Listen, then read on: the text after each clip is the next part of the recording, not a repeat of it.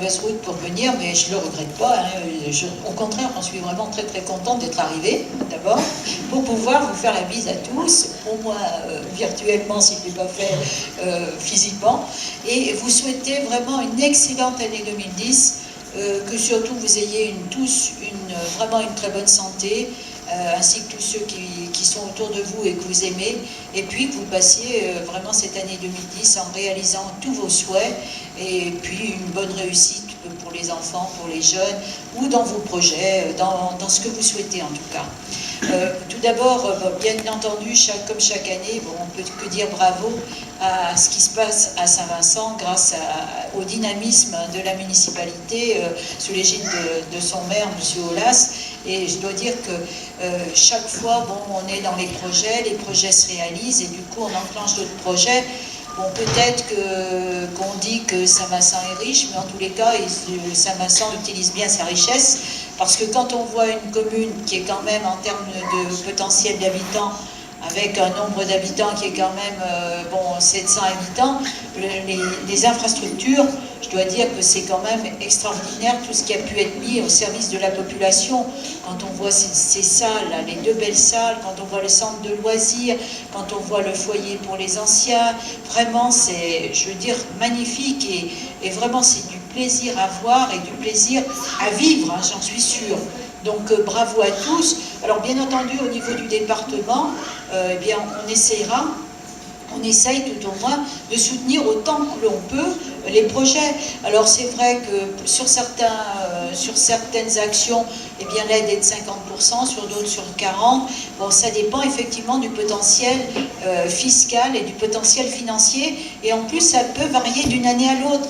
Moi j'ai vu sur Amplepuis également chuter une année. Pourquoi? Parce que eh bien, dans cette année-là, une personne, dont on ignore le nom, et heureusement d'ailleurs, un des habitants d'Amplepuis avait dû vendre beaucoup d'actions, ou vendre une propriété, ou vendre quelque chose. Toujours est-il qu'il y a eu un potentiel par habitant qui a tout d'un coup monté. Donc le taux du département a baissé. L'année d'après, c'est revenu à peu près normal, le taux est remonté. Donc vous voyez, on suit effectivement, et ça c'est vrai dans chaque commune. Je peux citer aussi Tassin-la-Demi-Lune, qui a vu son taux chuter, mais de façon assez redoutable. Et en fait, après enquête, il s'est avéré qu'il y avait un footballeur professionnel qui s'était installé à Tassin. Donc effectivement, les salaires étant ceux qu'on connaît, tout d'un coup, le potentiel financier et le potentiel fiscal par habitant avait vraiment augmenté. Donc voilà, simplement, je crois que les projets, on essaye, autant que l'on peut vraiment les soutenir. Je crois que vraiment ce que le président, ministre Michel Mercier souhaite, vraiment, je crois, c'est d'accompagner les communes pour qu'elles puissent réaliser vraiment ce qu'elles souhaitent. Alors, moi, ce que je dois dire quand même, hein, c'est que ce qu'a souligné Marius tout à l'heure, concernant les difficultés, par exemple par rapport à la taxe professionnelle, par rapport aux droits de mutation, le département les traverse également. Et donc, il ne peut donner que ce qu'il a. S'il a moins, il donne moins, forcément. Donc, pour l'instant, bien sûr que l'aide aux communes persiste. Bien sûr que l'aide à l'économie persiste également. Tout à l'heure, M. Aulas a cité l'entreprise Pera. L'entreprise Pera a eu une aide assez conséquente du département pour sa réalisation, et tant mieux, parce que c'est comme ça qu'on arrive à développer, à maintenir une activité économique sur tout le territoire, et c'est ce que nous souhaitons en tout cas.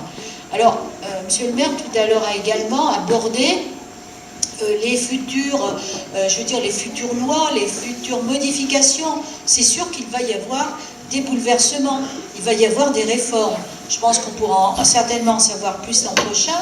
Bon, en particulier le canton, c'est évident qu'il n'y aura plus un canton d'Amplepuis. Le canton d'Amplepuis va être regroupé avec Thizy et avec sans doute même beaucoup plus large, puisque les cantons doivent avoir dans la future carte en moyenne 40 000 habitants avec plus ou moins 30%. Donc nous on ne sera sûrement pas à 40 000 habitants, mais certainement qu'on va avoir un canton qui va se rapprocher des 30 000.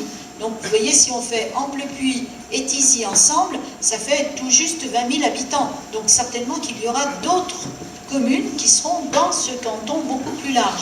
Et ça, à partir de 2014. Donc, en 2011, il va y avoir d'autres élections qui ne touchent pas le canton d'Ampuis, puisque le renouvellement a eu lieu en 2008.